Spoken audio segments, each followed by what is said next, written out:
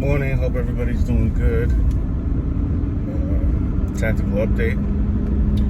Took the good old XD to the dealer, and they basically said it needs like close to $12,000 worth of repairs. So me being the person that I am, I was like, this doesn't sound right. So I'm probably going to get a second opinion. I've already asked on a previous video, hey, which truck should I go with next? I was leaning toward the new Toyota Tundra, but we will see. Reached out to Nissan North America and told them, hey, there's no reason why vehicles of just about almost 102,000 miles should already have all of these problems. The person at the service department was like, hey, well, you're luckier than most. Most people had these problems early on. I didn't, so I had nothing but good things to say.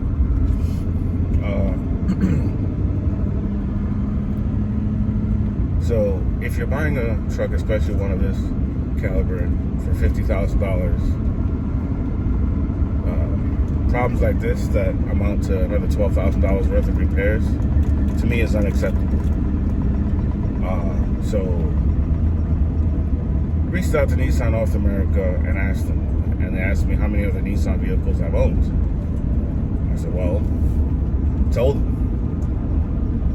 I owned the first gen Nissan Titan 04. I bought that used, but that is still running today in South Florida somewhere.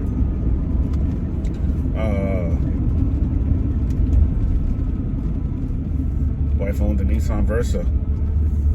Had that for seven or 8 years, and that thing still ran. Also had a Nissan Armada. I think I was like the third owner. Bought it from someone that had it. They didn't want it, or they were afraid that, oh, this or that, and it was all it needed was a battery, and it was fine. And that thing had 190,000 miles, and it was still good. Had nowhere near the amount of things that this vehicle. So they're telling me EGR, transfer case, and leaking in various different parts. So somewhere leading to the engine and somewhere downline from the engine as well. Now the brakes and tires, that's normal stuff that you should be replacing, especially in a vehicle you're going to be towing things with it. So I was asked, I was like, hey, so what do you use this truck for? Well, I use it pretty much as a daily driver, and I've towed things with it, but I've never exceeded the towing capacity of the actual vehicle itself. I think the Pro 4X model for 16 is somewhere around 11,500 and change or something like that. Don't quote me 100%, but I know it's not going to be the full 12,000 and change, because the more options you add on a vehicle, the less your towing capacity is going to be, because you have more stuff, more creature comforts. If it's a 4-wheel drive, you're looking at your rear axle and your transmission obviously going to be heavier because you got more gears to deal with. So that part is understood. You get that super premium sound system. There you go. It's more weight.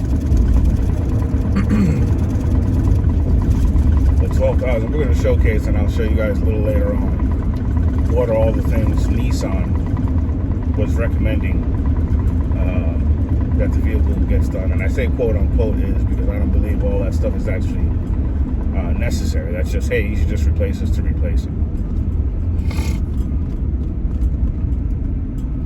But this was my first diesel, so I may look at the Rams. I don't know. We also have these electric vehicles coming out, so who knows. The only ones that I probably would get is maybe the Tesla Cybertruck, but that price point is pretty high. The F-150 and the Chevy, that's going to be the first of its kind. So I don't know. They always say never get a vehicle the first year it's out, because it's probably going to have all these problems. So who knows on that. But like I said, I'll keep you guys posted.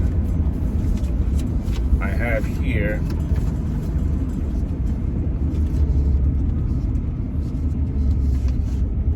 some of the things that they said that I should replace.